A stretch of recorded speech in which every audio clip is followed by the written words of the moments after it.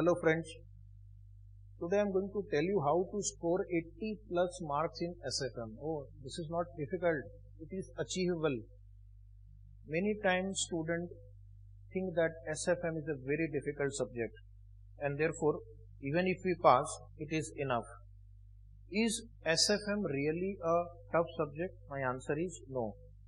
With proper planning, conceptual understanding and going through good material can really help you to score very good marks in SFM. So therefore there are students who have scored 80 plus marks in SFM and I am going to discuss those strategies today. Okay. With proper planning one can convert SFM into a very scoring subject. So first I will tell you about the SFM subject. Of course no doubt SFM is very vast. Okay. You have almost 20 plus chapters. Some chapters are really vast, like for example portfolio, derivative, forex, okay, valuation, and under valuation you have bond valuation, share valuation, corporate valuation, and then there is a huge theory syllabus. But you need to understand that these are based on concept. So you have to master all the concepts and the various types of problem that have been given in your material. Question paper is also very uncertain in SFM. You really don't know which area they are going to put more focus. In some exam in bond valuation 30 marks, in some exam forex 35 marks, some exam there was no question on derivative. So therefore we need a holistic approach towards SFM. Hard work is required to crack this subject.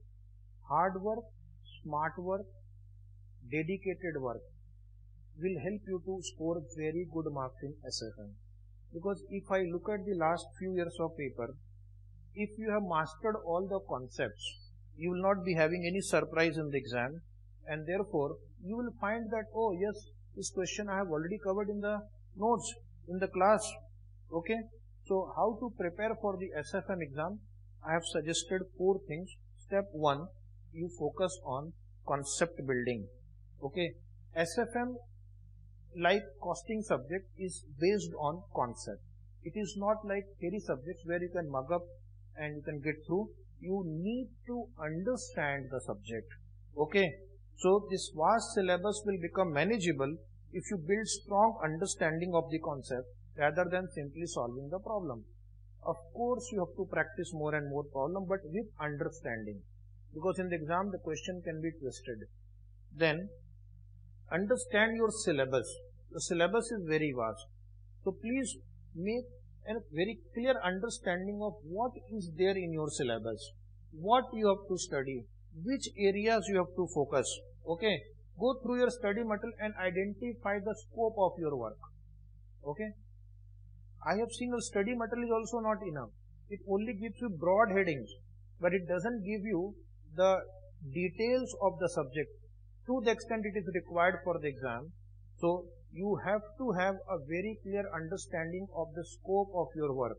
If you do not complete your entire syllabus based on study material, past examination question, RTP, MTP and practice manual, you will not be able to know how much I have to cover. And once the student masters how much he has to cover, the chances of getting very good marks is high. And then the next task is to make a list of study material that you have to study.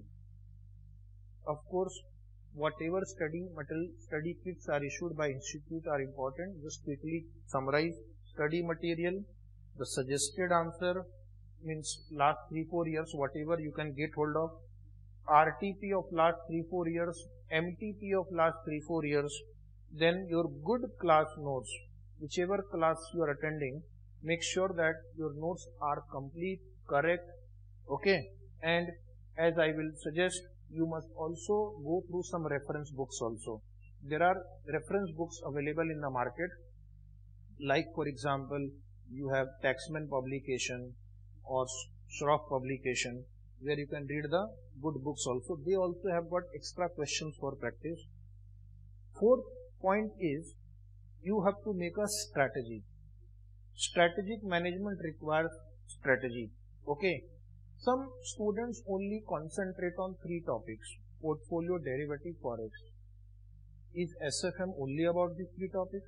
Of course these are important, but to score that 80 plus or maybe more, you have to also concentrate on other topics. There are many small topics which will require much less effort, much less time, but will give you more result.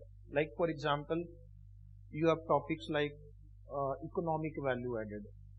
It takes 2 hours to revise. You have valuation of share, maybe take few hours to revise.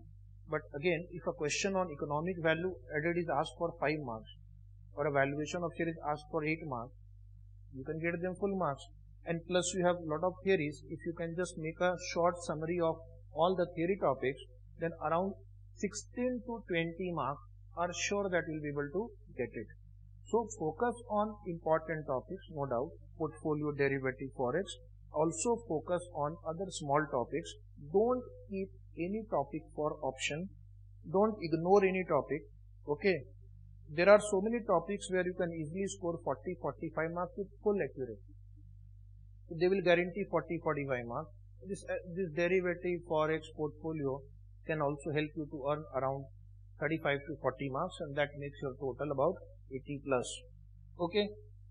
A routine question: how to study the theory part? Theory part is vast. Every topic has theory. You have to make a short note. Don't ignore the theory, because the theory covers around 20-25 marks. Sometimes there is a one full question for 16 marks which has 4 or 5 subparts on theory. Sometimes a practical question is combined with a theory topic. And you can remember theory if you make a habit of reading theory at least 1 hour on a daily basis.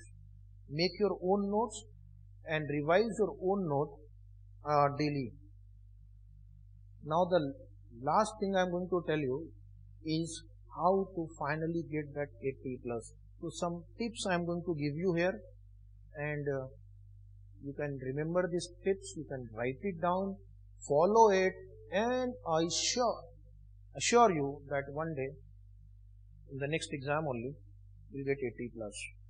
Okay, so prepare theory on daily basis.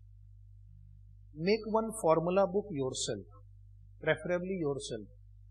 In every topic, numerical topics, you will come across formula. Write down whatever formula you need to look at it. Okay.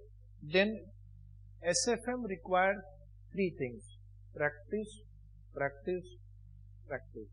Practice more and more questions. Practice a variety of questions. What are the source of your question? Your ICI material, practice manual, RTP, MTP, suggested answer, class notes, and reference books. So practice a large number of questions.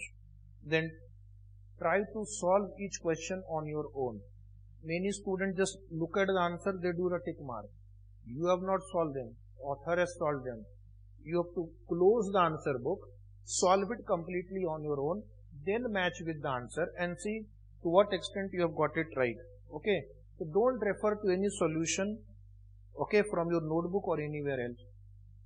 Answer has to be presented properly. Institute gives lot of importance to a properly presented answer. So use proper format for presentation. Write in sequence, write step number, write working notes in support of your answer. There can be ambiguous questions. Write clear assumptions. Sometimes they don't mention whether this dividend is past dividend or future dividend, D0 or D1. Write the assumption and solve the problem. And I tell one more thing to our student: if a question has 2 possible assumptions and if you have time, solve it by both the assumptions. Don't leave any scope for losing marks, and that is where you get 80 plus. So you will write under assumption 1, my answer is like this. Under assumption 2, my answer is like this. Okay, but of course you need to have time. Otherwise you write that assumption which is mostly used by the institute in its study material or suggested answers. Write very legibly in the exam, clearly in the exam. Exam में बिल्कुल अच्छे handwriting में लिखना है. your handwriting you can understand, but here the examiner has to understand your handwriting. Secondly, do not overwrite. कुछ गलती होती है तो उसको काट के अलग से लिखना है, उसी के ऊपर बार बार नहीं लिखना, because you are dealing with numbers, so it can be misinterpreted by the examiner. And कई बार ऐसा होता है कि हमारे पास समय कम पड़ जाता है लिखने के लिए, मेरे पास बहुत कुछ है बट हमारे पास समय कम पड़ जाता है. I know the answer but I can't write it. Then what you will do, at least write the synopsis of that answer. अगर एक पेज पूरा नहीं लिख सकते हैं तो 10 पॉइंट उसकी सिनॉप्सिस लिख सकते हैं. तो ऐसा प्रैक्टिस करना है कि आंसर छोड़ना नहीं है बल्कि उसकी सिनॉप्सिस लिख सकते हैं. तो थियरी क्वेश्चन को मैं नॉर्मली मैं एडवाइस करता हूँ थियरी क्वेश्चन को लास्ट में रखने के लिए, क्योंकि आपके पास अगर समय कम है तो उसके हिसाब से आप आंसर का साइज कम या ज्यादा कर सकते हैं. न्यूमेरिकल क्वेश्चन में हमारे पास आंसर का साइज को कम ज्यादा करने का स्कोप नहीं होता है. जो आंसर चाहिए, जो स्टेप चाहिए वो हमें लिखना ही पड़ता है. तो accordingly plan your paper that I will start with numerical first, theory I will take later. If required, I will write the synopsis of the theory. So with this approach, I am very sure that you can score 80 plus marks. Trust me. Listen to this video again. Forward it to your friend. They will also be finding it useful. It might help some student to crack this paper with very good marks. Thank you very much for watching this video. All the best.